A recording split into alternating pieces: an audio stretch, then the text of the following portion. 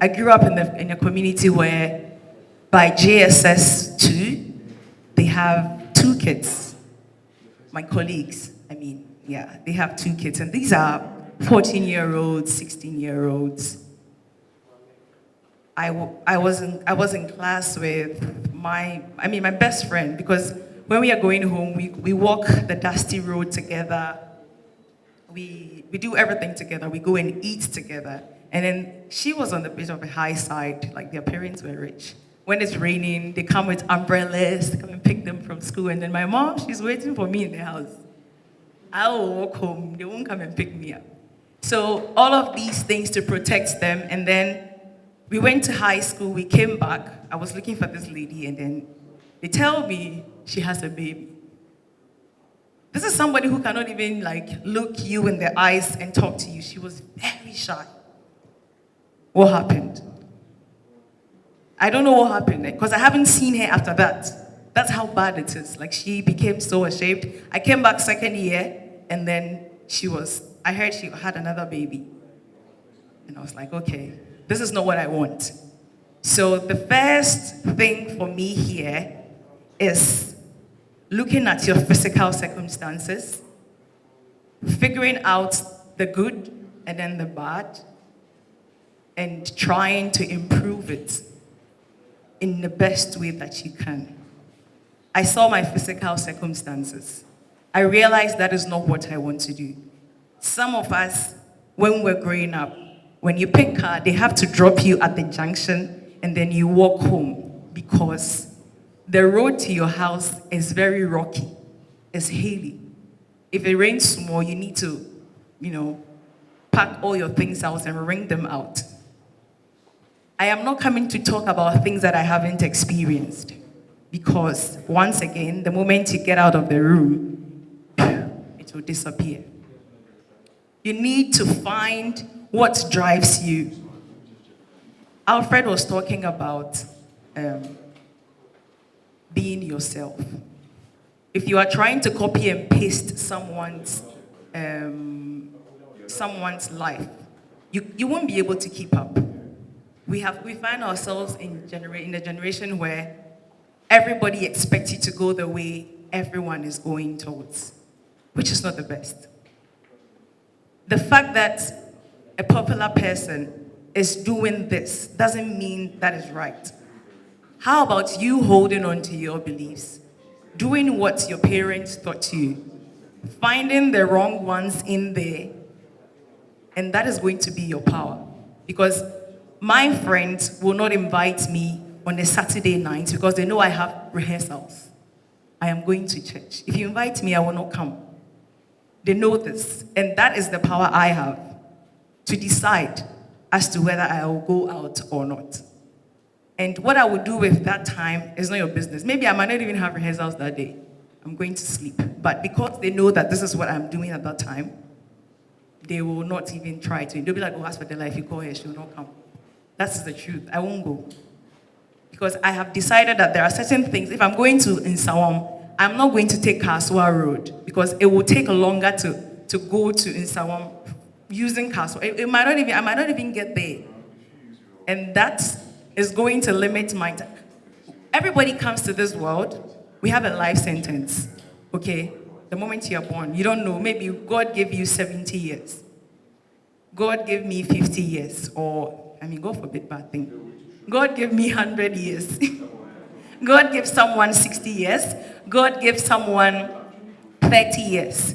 We never know what our life sentence is. But we decide to follow somebody. Why do you have to follow someone when we all do not know when you die? Because somebody can, no, none of you would die, I'm just making an example. Somebody can just come out of this road and then, car. Maybe you sprain your ankle or you break your leg or something. It's going to slow you down like 2 years, 3 years, because you might have to defer your course. So many things will happen. My business is struggling right now because my cousin got on a motorbike. I work with him. He makes my t-shirts for me. He got on a motorbike and then he broke both legs. So now I'm not able to do anything because he's not available. He's indisposed.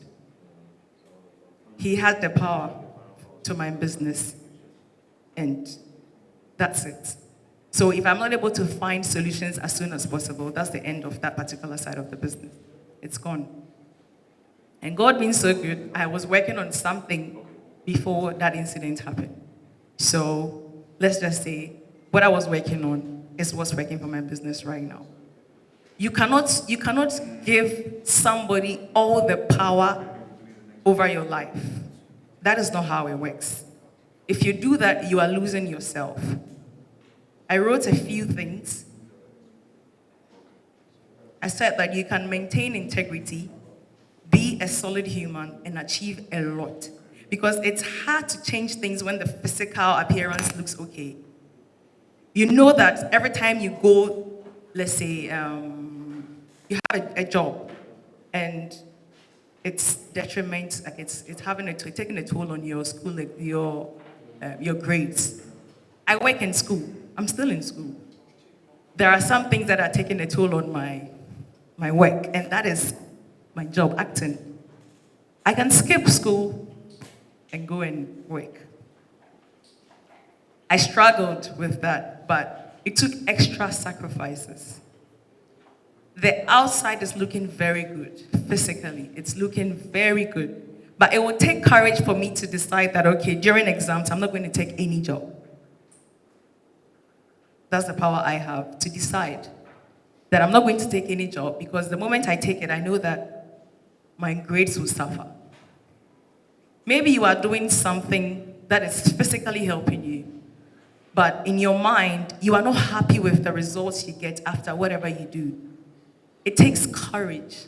It takes a certain amount of, you know what?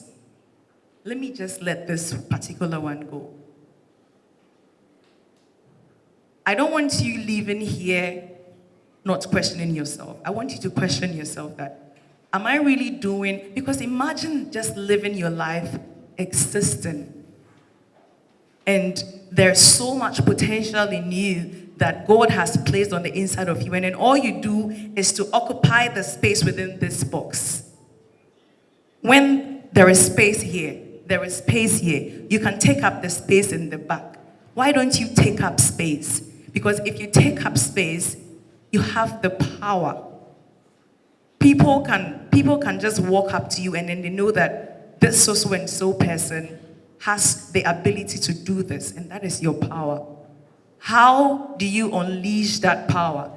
It is not about confidence.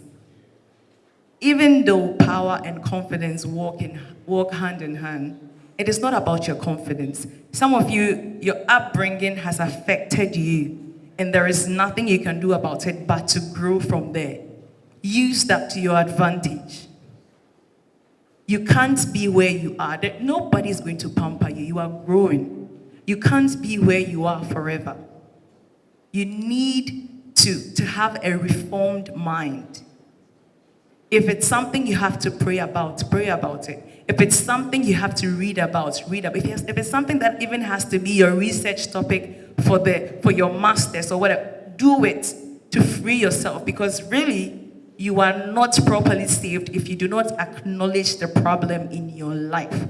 That this is the problem. Being yourself, like Alfred said. He said, identifying that you haven't identified your talent is a step in the right direction. What are you doing about it? I went to Miss Malika. I've been to 2 pageants.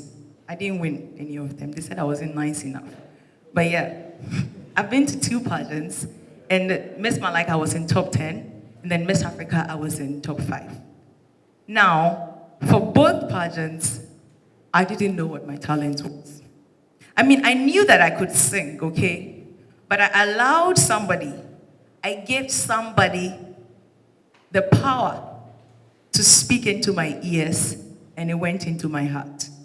Be careful what you consume. The person told me, oh, when you get there, you will be nervous. There are so many people there, and you might be confused. This person didn't have the upbringing that I had. Growing up, I would stand in front of my church, Sunday school. I mean, we started when we were little, Sunday school, do drama, say quotations and stuff like that. So why would I allow somebody to tell me that when you get there, you will shiver? Or when you get there, you'll be confused because there are thousands of people there. Everything that happened during your childhood is in preparation for what you will encounter when you grow up. I didn't know that I would stand in front of people and speak. Me, I have always shied away from that. It's not because I'm shy, it's just that, what am I going to tell them? What do I know? I'm not the most intelligent person in this room. Some of you are more intelligent than me. Your GPA is like 5.0, 4.8, 4.7. I'm nowhere close to you guys, but just obeying that inner voice that says that, okay, accept this, do this, is the reason why I'm here today, to share my story with you. Up until now, I regret not singing because I went to dance.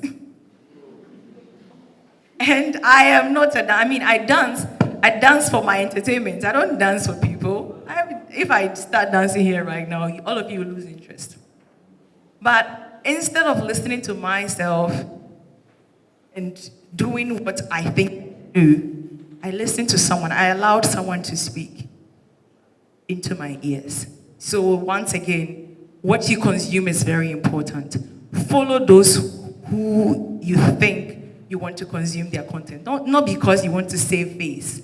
I have met people who say, oh, you need to follow me on Instagram. No, I don't.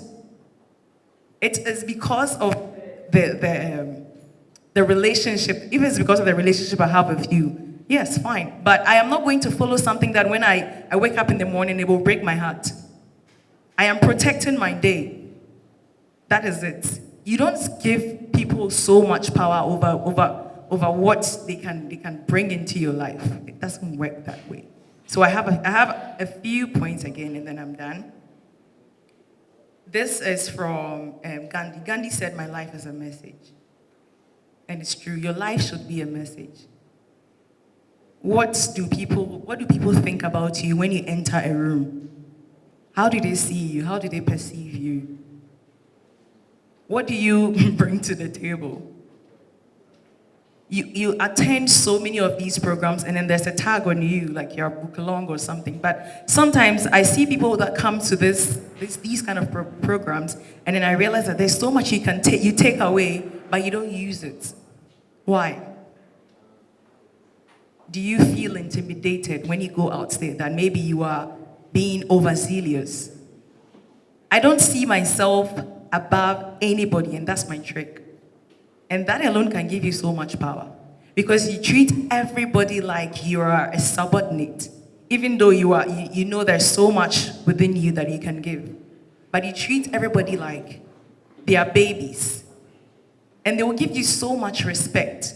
Because that's what children do. I teach Sunday school. I treat them like they are my mates. And then that's it. They see me and then they are all over me. You can do that. You can try that. It brings you so much power because whatever you request, you get it. Thank you.